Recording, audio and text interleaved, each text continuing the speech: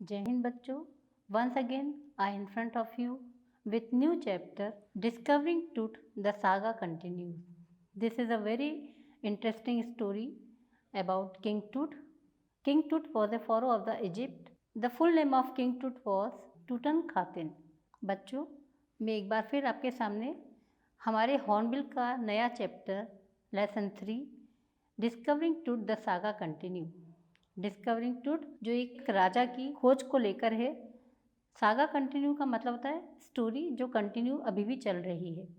तो बच्चों, ये लेसन बहुत ही इंटरेस्टिंग है और इसमें किंग टूट का पूरा नाम टूटनखातेन था और वो इजिप्ट के किंग थे जो बहुत ही छोटी उम्र के थे और बहुत ही छोटी उम्र में उनकी डेथ हो गई थी।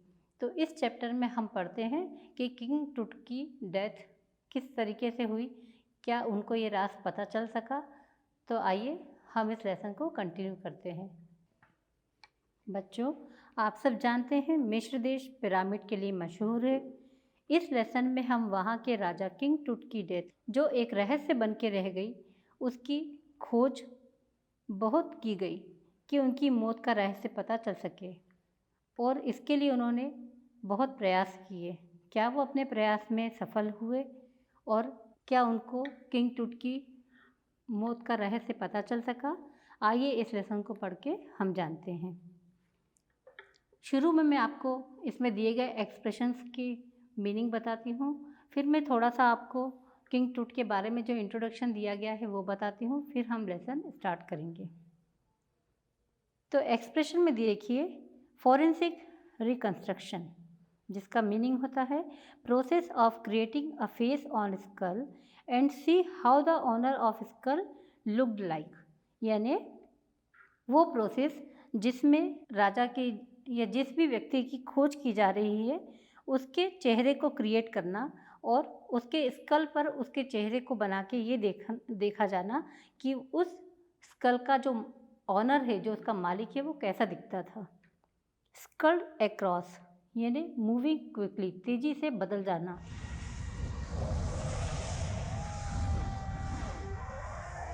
Cascade grey, it point out to the covering of stars by dark bellied cloud.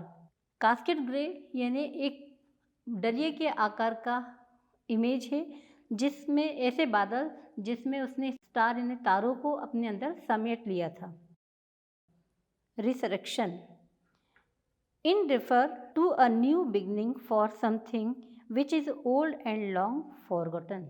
यानी कुछ ऐसी शुरुआत जो सालों पहले खो गई थी, जिसके बारे में लोग भूल चुके थे, जिसको उसका शुरुआत होना को हम कहते हैं रिसरेक्शन। फ्यूनरी ट्रेजर यानी valuable things which the king was buried, these things made of pure gold. Funerary treasure का अर्थ होता है कि वो कीमती चीज़ें जिसको राजा के साथ दफनाई जाती हैं, जो बहुत कीमती होती हैं, प्योर गोल्ड की होती हैं। सर्कमवेंटेड, सर्कमवेंटेड मतलब thieves who easily remove the gold by mummy. यानी वो चोर जो मम्मी से सोने का सामान चोरी कर सकते हैं। कंप्यूटेड टोमोग्राफी यानी सीटी स्कैन, जिससे इमेजेस लेके बॉडी के पार्ट्स को जांचा जाता है।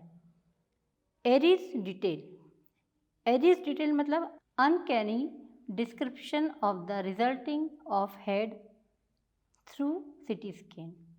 सिटी स्कैन के जरिए जो उनके सिर का डिस्क्रिप्शन किया जाता है, जो विचित्र आकार दिखाई देता है, उसके लिए यूज़ किया है एरी डिटेल। तो आइए अब हम किंग टूट के बारे में थोड़ा सा इंट्रोडक्शन देखते हैं। He was just a teenager when he died. King टूट के बारे में राइटर बताते हैं कि वो टीनेजर था। टीनेजर का मतलब है यहाँ पर 13 से लेकर 19 तक की उम्र जो होती है उसको हम टीनेजर कहते हैं। तो राइटर बता रहे हैं कि वो टीनेजर था, उसकी एक्चुअल एज नहीं पता कि वो कितने साल का था। व्हेन ही डाइड, जब वो मरा।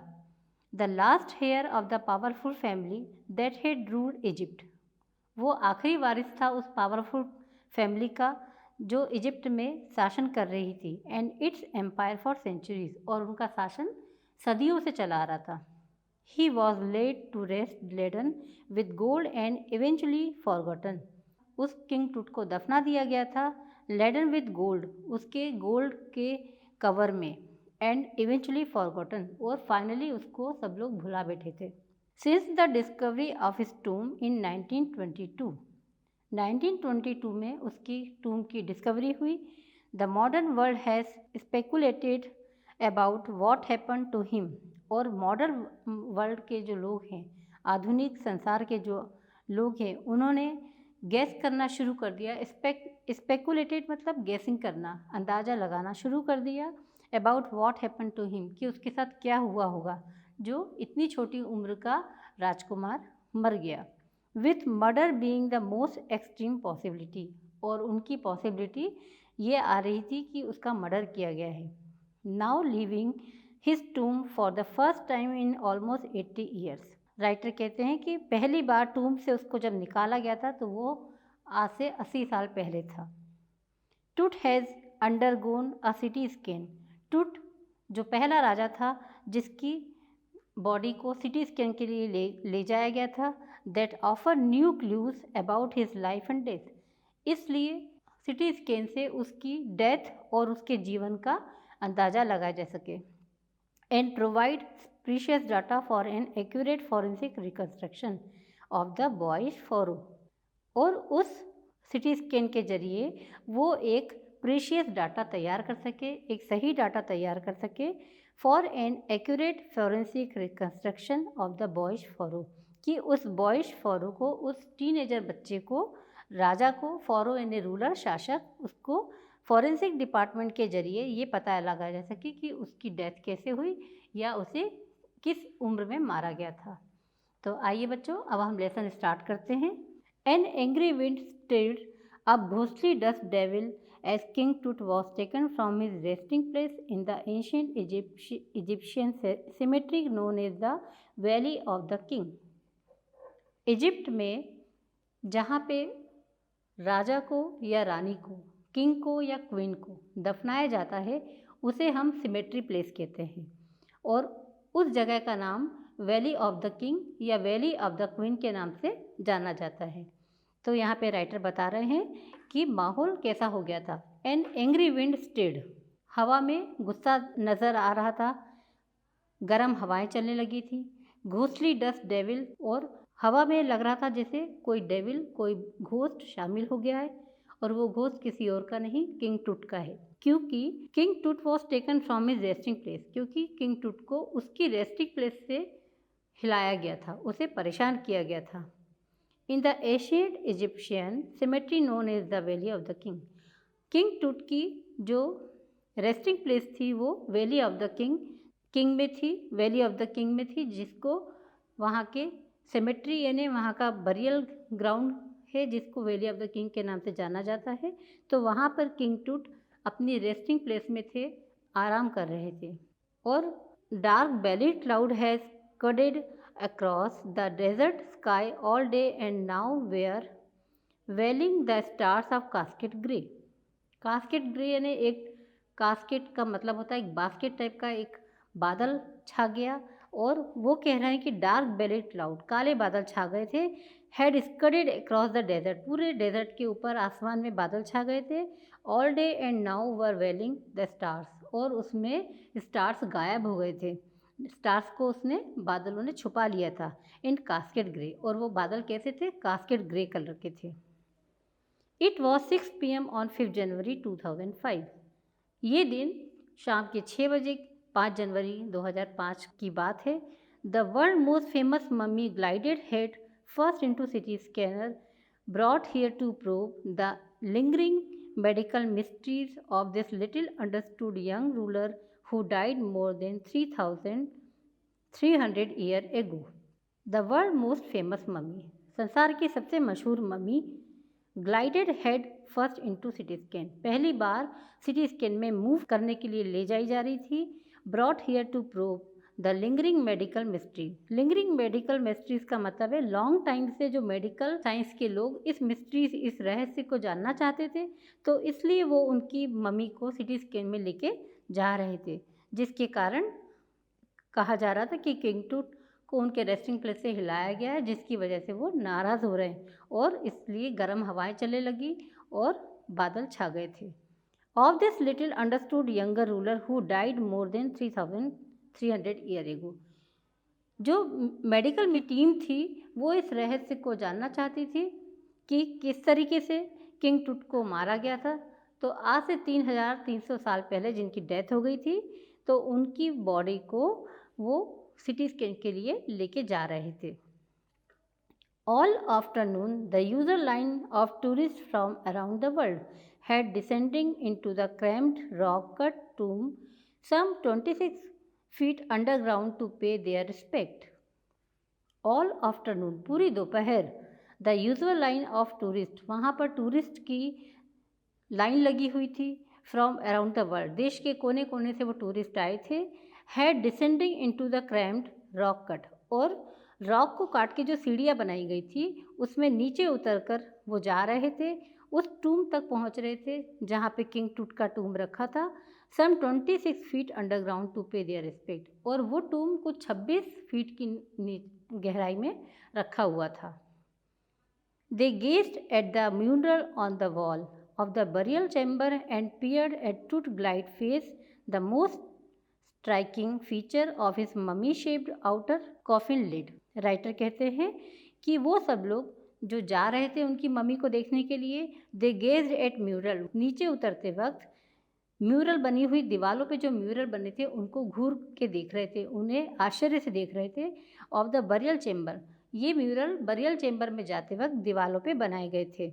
एंड पियर्ड एट टूट ग्लाइडेड फेस, और वो झांक रहे थे टूट के उस ग्लाइडेड फेस को, उस गोल्ड के बने फेस को।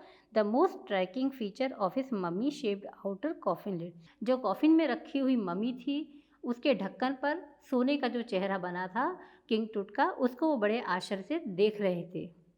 सम visitor read some guide book in a whisper, कुछ विजिटर गाइड बुक को पढ़ के आपस में कुछ बात कर रहे थे। अदर स्टूड साइलेंटली, कुछ चुपचाप खड़े थे।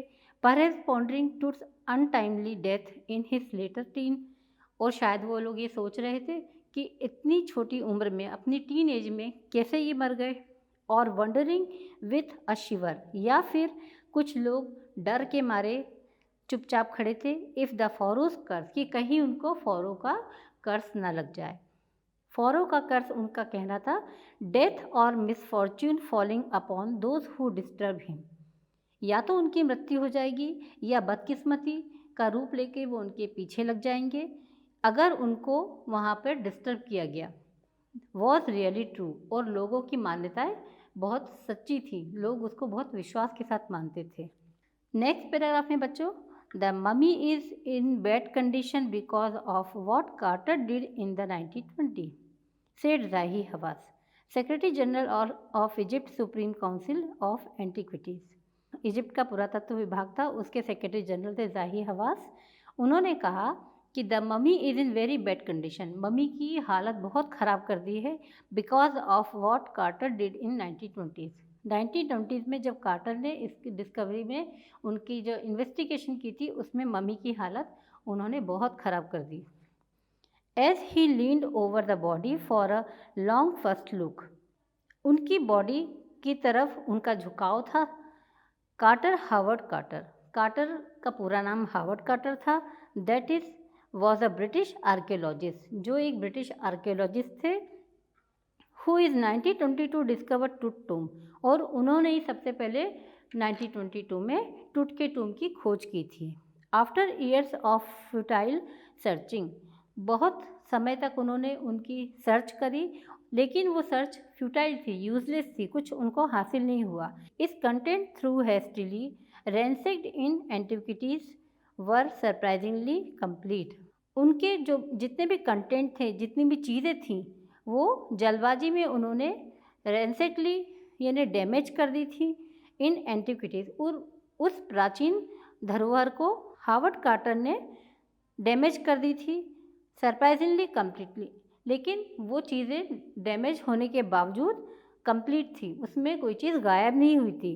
दे remain the richest royal collection ever found and have become part of the pharaoh's legend, वो सभी रॉयल कलेक्शन जितने भी उनसे संबंधित सामान थे वो आज भी पाए जाते हैं वहाँ पर जहाँ किंग टूट की टूम को दफनाया गया था।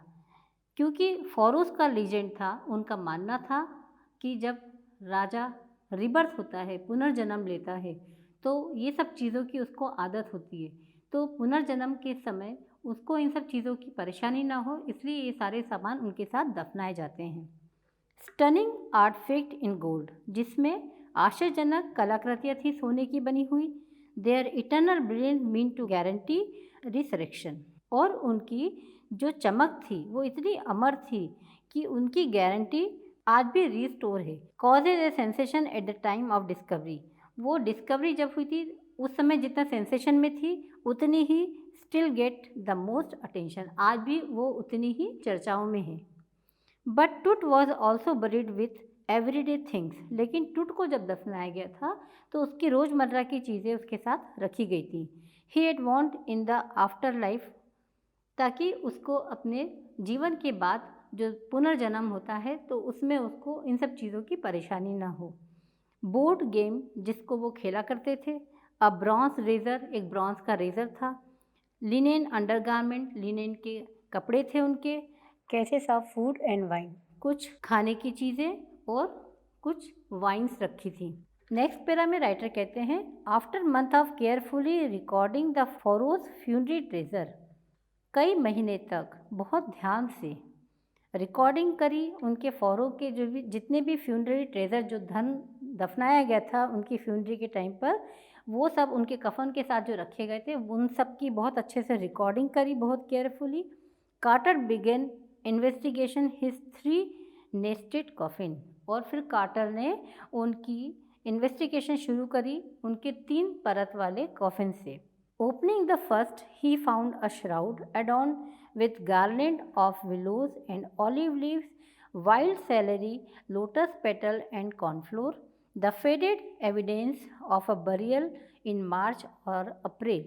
पहले कॉफिन में राइटर कहते हैं ही फाउंड अ श्राउड, उन्होंने एक श्राउड कफन पे डालने वाला कपड़ा पाया, विथ गार्लैंड ऑफ विलो, जो एक गार्लैंड जिसमें विलो एंड ऑलिव की पत्तियां लगी थीं, वाइल्ड सेलरी लगी थी, लोटस के पेटल थे और कॉर्नफ्लोर थे।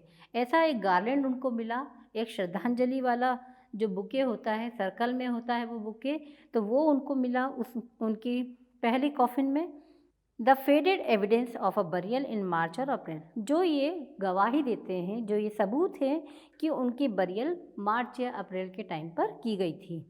When he finally reached the mummy, जब वो मम्मी के पास पहुँचे, ran into trouble, और तब वो परेशानी में घिर गए।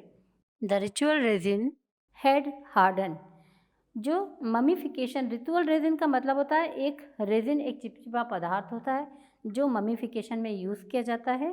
तो राइटर कहते हैं the ritual resin had harden, वो कठोर हो गया था। सीमेंटिंग टूट of the bottom of A solid golden coffin, और जम गया था टूट की जो सोने की कॉफिन है उसमें नीचे की तरफ टूट की बॉडी के साथ वो चिपक गया था। No amount of legitimate force could move them, एक नॉर्मल फोर्स लगाने के बाद भी वो बाहर नहीं आ रहा था। Carter wrote later what was to be done, Carter ने आगे लिखा कि अब हम क्या करें। The sun can beat down like a hammer this far south in Egypt, and Carter try to use it to loosen the resin, जो सूर्य की रोशनी होती है वो इजिप्ट के साउथ भाग में बहुत तेज़ होती है। राइटर ने उसको हैमर से यानी हथौड़े से उसको कंपेयर किया है, इतनी तेज़ होती है वो। और कार्टर ने tried to use it loosen in resin, Carter ने कोशिश करी कि वो रेजिन लूज हो जाए।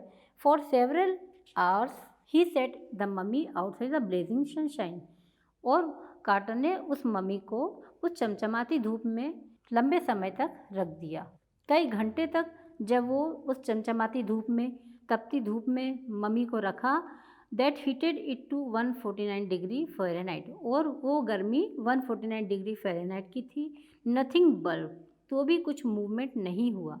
ही reported with scientific detachment that, उन्होंने वैज्ञानिकों की टीम को रिपोर्ट किया कि the consolidated material had to be chisel away from beneath the limb and trunk before it was possible to raise the king remain.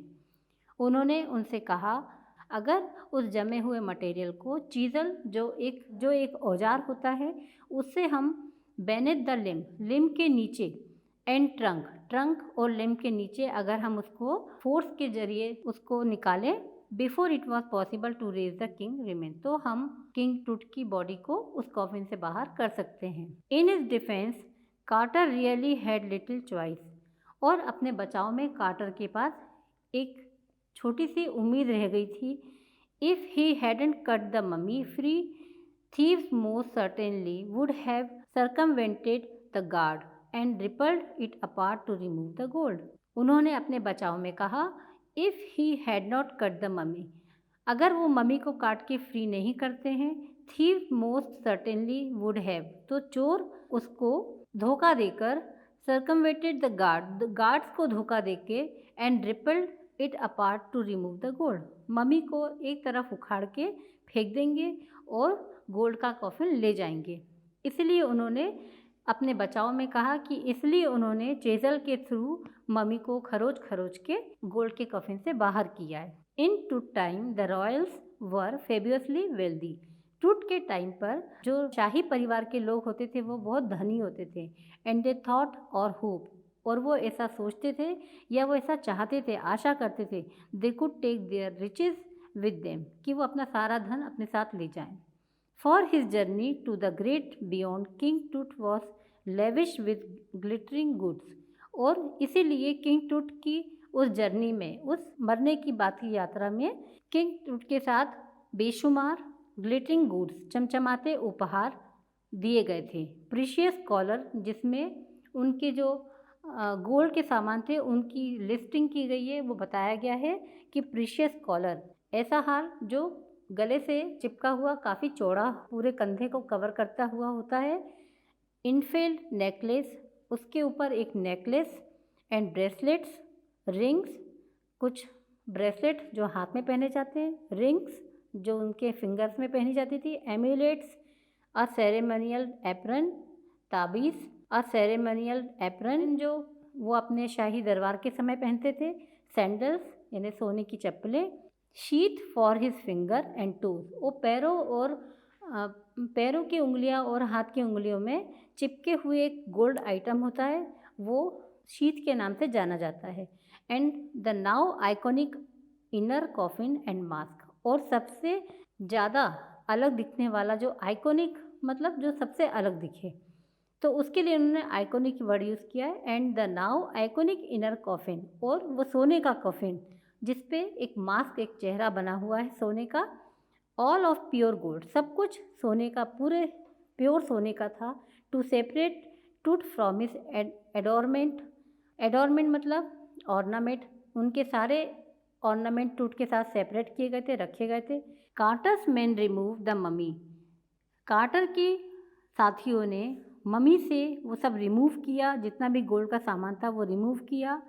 Head and severed nearly every major joint, सिर और सभी major joint को काट के उन gold को बाहर निकाला. वंस दे हैड फिनिश्ड, और इस तरीके से उन्होंने पूरा गोल्ड उनकी बॉडी से हटा दिया. They resemble the remain on a layer of sand in a wooden box, और उनकी बॉडी को उन्होंने वुडन के, लकड़ी के बॉक्स में नीचे सैंड बिछाकर लेटा दिया. with padding that concealed the damage the bed where Tut now rest. और उन्होंने उनकी बॉडी जहाँ से काट के उन्होंने गोल्ड बाहर किया था उसमें पैडिंग करी और उसको कंसील कर दिया, उसको सबको छुपा दिया. द डैमेज, जितने भी डैमेज थे उन सबको छुपा दिया पैडिंग करके. द बेड वेयर टूट नाउ रेस्ट, और वापस टूट के बेड पे उसको रेस्ट करने के लिए लेटा दिया, जो बेड लकड़ी का था. तो बच्चों, लेसन के इस भाग को हम यहीं पर समाप्त करते हैं. इस लेसन के अगले भाग को हम अपनी अगली क्लास में शुरू करेंगे. Thank you.